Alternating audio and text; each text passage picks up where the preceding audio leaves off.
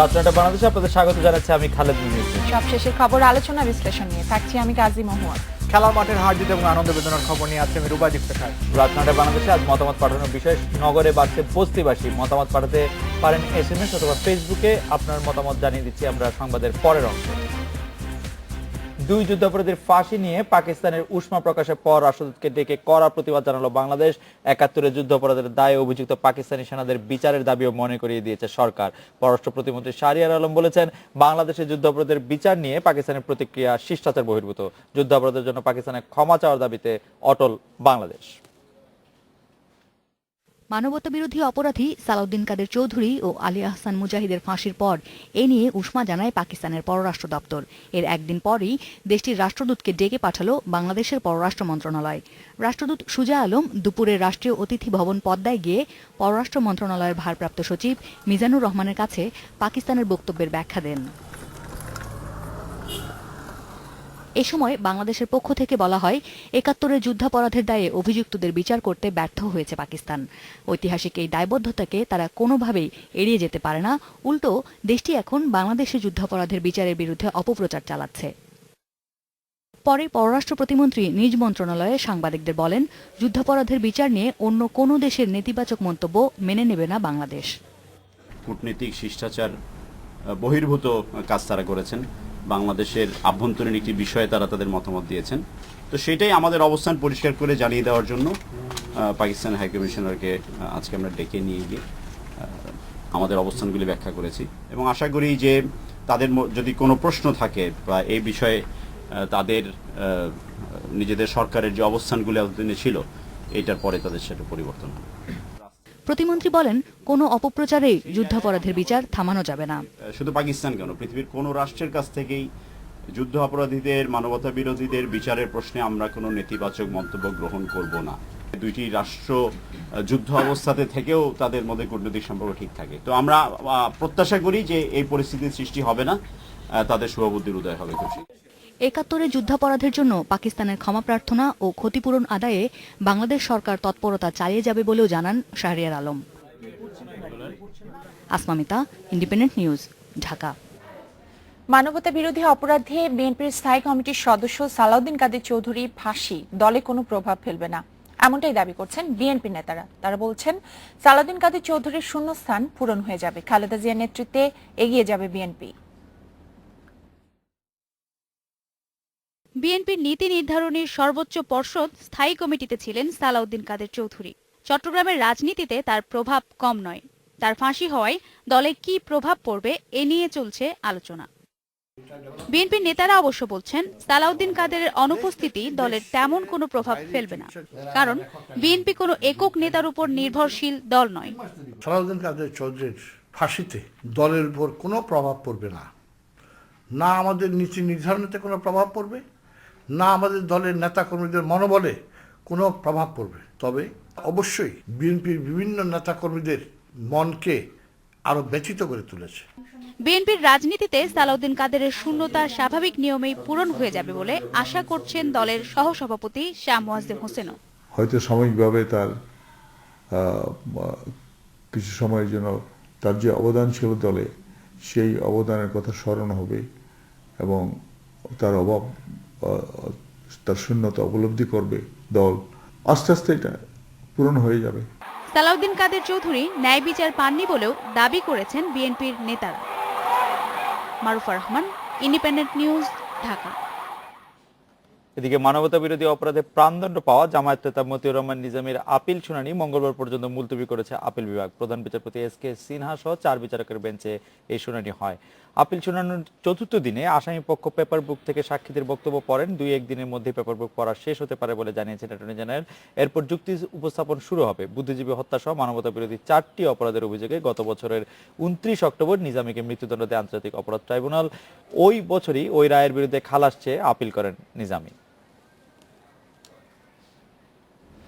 নাশকতার মামলায় বিএনপির ভারপ্রাপ্ত মহাসচিব মির্জা ফখরুল ইসলাম আলমগীরের জামিনের বিষয়ে রুলের আদেশ দেওয়া হবে কাল। বিচারপতি রেজাউল হক ও খসরুজ্জামানের বেঞ্চ আদেশের এই দিন ঠিক করেছেন।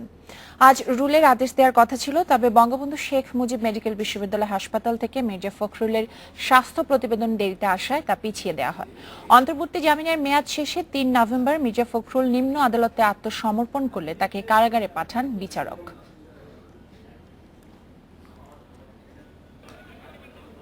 চট্টগ্রামের কেন্দ্রীয় রেল ভবনে গোলাগুলিতে 2 জন নিহত হওয়ার মামলায় ছাত্রলীগ ও যুবলীগের 62 জন নেতাকর্মীর বিরুদ্ধে অভিযোগপত্র চূড়ান্ত করেছে গোয়েন্দা পুলিশ।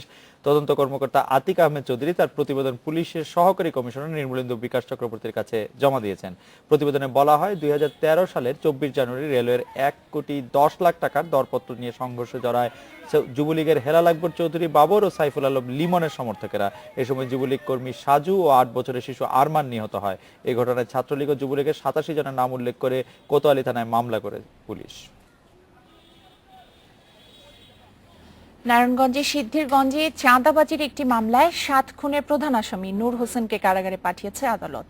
নারায়ণগঞ্জের বিচারিক হাকিম সাইদুজ্জামান শরীফ এই নির্দেশ দিয়েছেন। কোর্ট পুলিশের পরিদর্শক হাবিবুর রহমান জানান, 7 খুনের 2টি মামলা সহ নূর হোসেনের বিরুদ্ধে 13টি মামলা আছে। সকালে কাশিমপুর কারাগার থেকে কড়া নিরাপত্তায় নূর হোসেনকে আদালতে নেওয়া হয়। আজকে 7 খুনের মামলার প্রধান আসামি নূর হোসেনকে সিদ্ধিরগঞ্জ থানার মামলা নম্বর 45/12 একটা চাঁদাবাজির মামলায় তাকে কোর্টে হাজির করা হয়েছিল। কারণ এই মামলাতে নূর হোসেনকে যেদিন বাংলাদেশে আনা হয় সেদিনই তাকে এই মামলায় গ্রেপ্তার দেখানো হয়েছিল। ওই মামলাটার আজকে ধার্য তারিখ ছিল। জঙ্গি সংগঠন আইএস যাতে বাংলাদেশে কোনোভাবে জায়গা না পায় সে ব্যাপারে সবাইকে সচেতন থাকার আহ্বান জানিয়েছেন প্রধানমন্ত্রী শেখ হাসিনা। 10ম সংসদের 8ম অধিবেশনের সমাপনী ভাষণে এ আহ্বান জানান প্রধানমন্ত্রী। আইন শৃঙ্খলা রক্ষাকারী সংস্থা তারা দিনরাত অক্লান্ত পরিশ্রম করছেন এবং মানুষের জীবনের নিরাপত্তা দিচ্ছেন। সেই সাথে সাথে আমি আহ্বান জানাবো মাননীয় স্পিকার আপনার মাধ্যমে এই মহান সংসদের মাধ্যমে সারা বাংলাদেশের মানুষের কাছে, যে বাংলাদেশকে আমরা জঙ্গি রাষ্ট্র বা ওই আইএস এখানে যাতে স্থান না পায় তার জন্য সর্বান্তঃকরণে আমরা সকলে সম্মিলিতভাবে কাজ করে যাব। আগামীকাল 236টি পৌরসভার নির্বাচনী তফসিল ঘোষণা করছে নির্বাচন কমিশন। প্রধান নির্বাচন কমিশনার কাজী রকিবউদ্দিন আহমেদের নেতৃত্বে রাতে ইসির বৈঠকে এই সিদ্ধান্ত হয়েছে। আগামী ডিসেম্বরের মধ্যে 236টি পৌরসভায় ভোটের সিদ্ধান্ত নিয়েছে কমিশন। স্থানীয় সরকার আইন সংশোধনের পর এবারই প্রথম পৌর নির্বাচনে মেয়র প্রার্থী দেবে রাজনৈতিক দল। তারা সংসদ নির্বাচনের মতো দলীয় প্রতীকে চালাবেন প্রচারণা, তবে কাউন্সিলর পদে ভোট হবে আগের মতোই নির্দলীয়ভাবে। এই নির্বাচনের আওতায় থাকছে প্রায় 2,500 ওয়ার্ড। এতে 236 জন মেয়রের পাশাপাশি কাউন্সিলর পদে 2,500 এবং সংরক্ষিত নারী কাউন্সিলর প্রার্থী হচ্ছেন অন্তত 800 জন, আর ভোট দেবেন 70 লাখের মতো ভোটার। ওদিকে পৌর নির্বাচনের তফসিল ঘোষণার আগেই ভোটারদের মন জয়ে নেমে পড়েছেন কুড়িগ্রাম, লালমনিরহাট, ধামরাইয়ের সম্ভাব্য প্রার্থীরা। কোথাও কোথাও দলীয় প্রার্থী বাছাইয়ে কমিটি করেছে আওয়ামী লীগ, আর বিএনপি প্রার্থীরা জনসংযোগ করছেন অনেকটা ধীরগতিতে। কুড়িগ্রামের 3 পৌরসভায় অনুষ্ঠিত হবে নির্বাচন। জনসংযোগ, শুভেচ্ছা বিনিময় ও বিলবোর্ডের মাধ্যমে ভোটারদের কাছে পৌঁছানোর চেষ্টা করছেন সম্ভাব্য প্রার্থীরা। সরকার দলীয় সম্ভাব্য প্রার্থীদের মধ্যে রয়েছেন পৌর আওয়ামী লীগের সাধারণ সম্পাদক কাজীউল ইসলাম, পৌর কমিটির সাবেক সভাপতি আব্দুল জলিল ও পৌর কমিটির যুগ্ম সম্পাদক সাইদুল হাসান দুলাল। নির্বাচনে পৌর আওয়ামী লীগ, জেলা আওয়ামী লীগ, কেন্দ্রীয় কমিটির কাছে আমি মনোনয়ন চাব।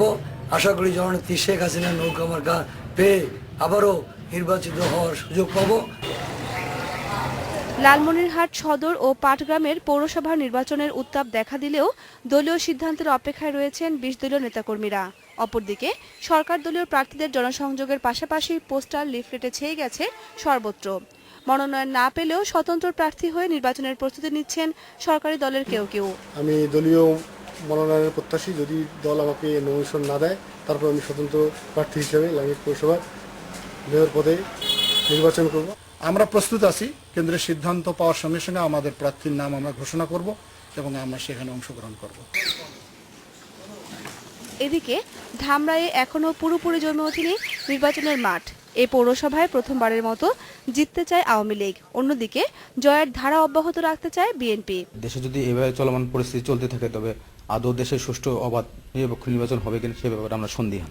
সমস্ত কোন দল ভুলে গিয়ে নৌকা প্রতীকে ভোট দিয়ে তারপর থেকে বিজয় ঘোষণা করবে। নির্বাচনে লেভেল প্লেইং ফিল্ড তৈরি করতে সব ধরনের সহযোগিতা করা হবে বলে জানিয়েছেন আইন শৃঙ্খলা বাহিনী। Independent news.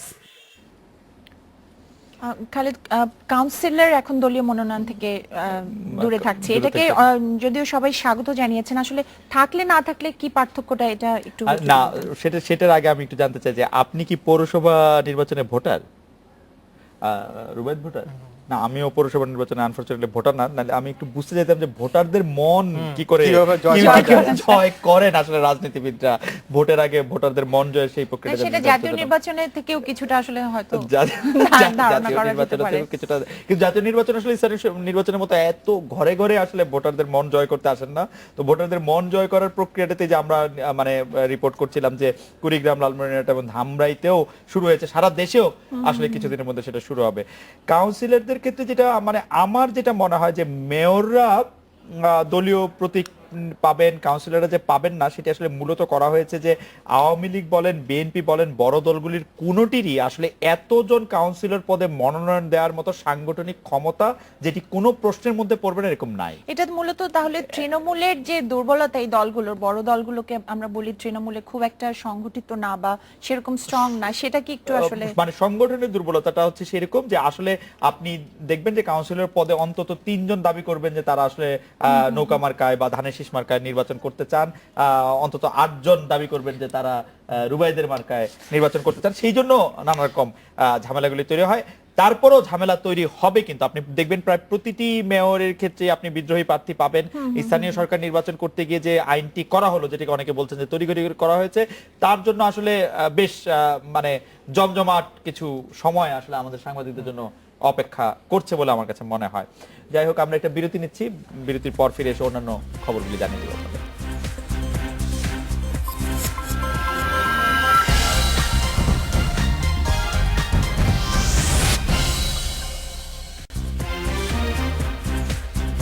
রাত 9টা 20 আমরা ফিরে এলাম।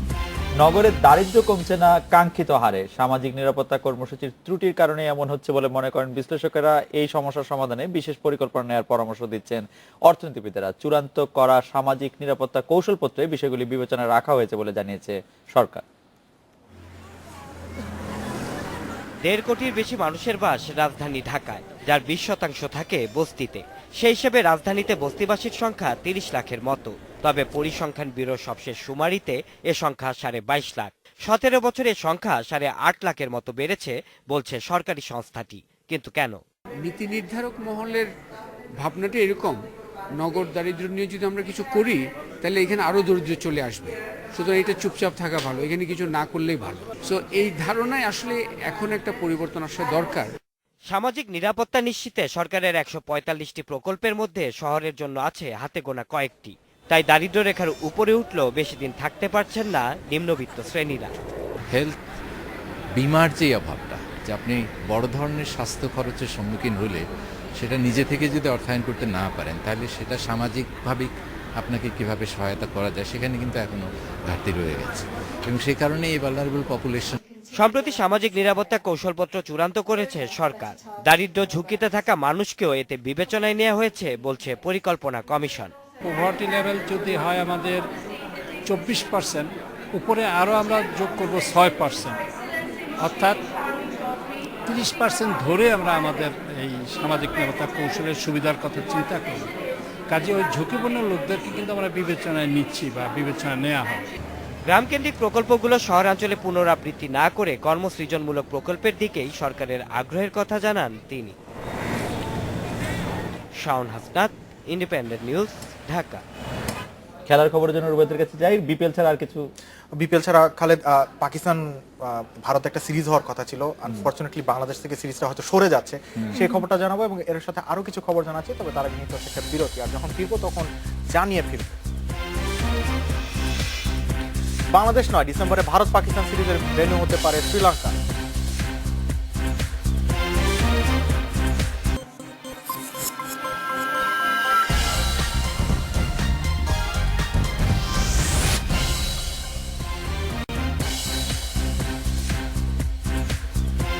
৯টা ২৯ মিনিটে ফিরলাম খেলাধুলার সবশেষ কিছু খবর নিয়ে। জমাট ম্যাচে বিপিএল এর প্রথম ম্যাচ হারার পর দ্বিতীয় ম্যাচে জয় পেয়েছে চিটাগং ভাইকিংস। রোমাঞ্চকর ম্যাচের শেষ ওভারে মোহাম্মদ আমিরের নিয়ন্ত্রিত বোলিংয়ে 1 রানে জয় পায় তামিমের চিটাগং।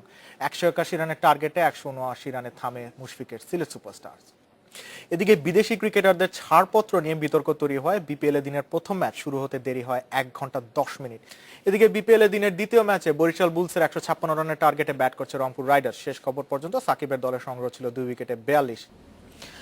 খালিদ এবং মহু, আজকে আসলে বিপিএল আমরা প্রথম ম্যাচটা যতটা জমজমাট ছিল, ম্যাচের আগের ঘটনাগুলো কিন্তু আসলে কিছুটা রং কেড়ে নিয়েছে এবং যেটা হয়েছে আসলে দেখে আসলে মনে হচ্ছিল জি, যে এবং যে ঘটনাটা আসলে হয়েছে সেটা হওয়াটা একেবারে অনাকাঙ্ক্ষিত ছিল। স্পেশালি বিপিএল আমরা যা বলছি যেটা আসলে বিসিবির জন্য একটা অ্যাসিড টেস্ট, যে তাদের অর্গানাইজেশনাল পাওয়ারটা তারা আবারও একটা বছর কিন্তু বিসিবি সময় নিয়েছিল সবার কাছ থেকে যে আমরা পুরো জিনিসটা পরিষ্কার করে আবার মাঠের সবার সামনে আনতে চাই, কিন্তু আসলে আজকের ঘটনাটা না, আমার কাছে কিন্তু স্পষ্ট মনে হয় যে তামিমের যে স্পিরিট, সেই স্পিরিটের সাথে আমি একদম একমত যে তামিম এখানে খেলতে এসেছেন, তামিম জাতীয় দলের খেলোয়াড় এবং জাতীয় দলের খেলোয়াড় হন বা না হন, কাউকে গালি দেয়া কোনো ফ্র্যাঞ্চাইজি মালিকের জন্য আমরা কিন্তু এই তৎপরতাটা ক্রিকেটে এতদিন দেখি নাই। ফুটবলে অনেকদিন আগে থেকে দেখে আসছে। আপনি জানেন যে একটা অচল অবস্থা চলছে বাফুফেতে ওই শেখ জামালের খেলোয়াড়দেরকে কেন্দ্র করে, কিন্তু ক্রিকেটে এটা চালু হলে এটা খুবই অশনি সংকেতের মতো হবে।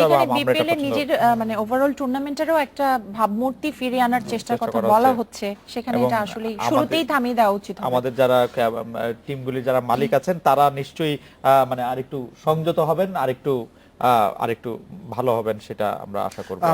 গভর্নিং কাউন্সিলের সদস্য জালাল ইউনুস এমনটা ইঙ্গিত দিয়েছেন। যাই হোক, সময় হয়ে গেল ছোট্ট আরেকটা বিরতি।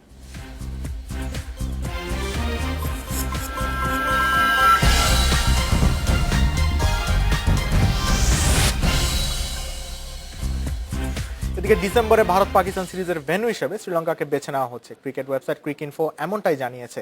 সিরিজের 3টি ওডিআই ও 2টি টি20 খেলবে দুই দল। রোববার দুবাইয়ে আলোচনায় বসেন বিসিসিআই সভাপতি শশাঙ্ক মনোহর এবং পিসিবি চেয়ারম্যান শাহরিয়ার খান। সেখানেই সিরিজ আয়োজনের জন্য শ্রীলঙ্কার নাম উঠে আসে। এর আগে ভারত পাকিস্তান সিরিজের নিরপেক্ষ ভেন্যু হিসেবে বিবেচনা রাখা হয়েছিল আরব আমিরাত, বাংলাদেশ ও শ্রীলঙ্কাকে। তবে বাণিজ্যিক দিক থেকে আলোচিত এই সিরিজের আয়োজক হিসেবে বাংলাদেশ আর ইউএইকে এগিয়ে রাখা হচ্ছিল।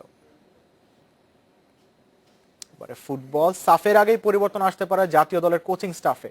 নতুন কোচ ফাবিও লোপেজ দায়িত্ব নেবার পর 5 ম্যাচের 5টিতেই হেরেছে বাংলাদেশ, যে কারণে কোচের পারফরমেন্স নিয়ে অসন্তুষ্ট বাফুফে। এছাড়া আমার কাছে খেলাধুলার সবশেষ আপডেট, অন্যান্য কিছু খবর জানাবেন খালেদ এবং মোহাম্মদ। ধন্যবাদ রুবাই। জাতীয় সংসদের উপনেতা সৈয়দ সাজেদা চৌধুরীর স্বামী মুক্তিযোদ্ধা গোলাম আকবর চৌধুরী মারা গেছেন। তার মৃত্যুতে শোক জানিয়েছেন রাষ্ট্রপতি আব্দুল হামিদ, প্রধানমন্ত্রী শেখ হাসিনা, স্পিকার শিরিন শারমিন চৌধুরী। সকালে বঙ্গবন্ধু শেখ মুজিব মেডিকেল বিশ্ববিদ্যালয় হাসপাতালে মারা যান গোলাম আকবর চৌধুরী। তার বয়স ছিল 84 বছর। দুপুরে সাজেদা চৌধুরীর গুলশানে বাসা যান প্রধানমন্ত্রী। ভাষা আন্দোলনের সময় চট্টগ্রামের সর্বদলীয় ছাত্র সংগ্রাম পরিষদের সভাপতি গোলাম আকবর চৌধুরী মুজিবনগর সরকারের পরিকল্পনা সেলের সদস্য ছিলেন। বার্ধক্যজনিত রোগে আক্রান্ত হয়ে দীর্ঘদিন হাসপাতালে ছিলেন তিনি।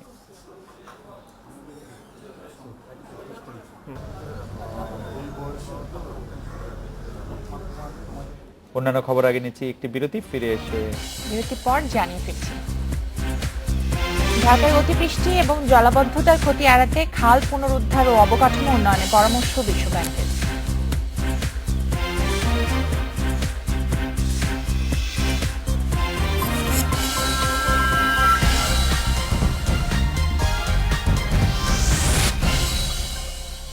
আমরা ফিরে এলাম 9:45।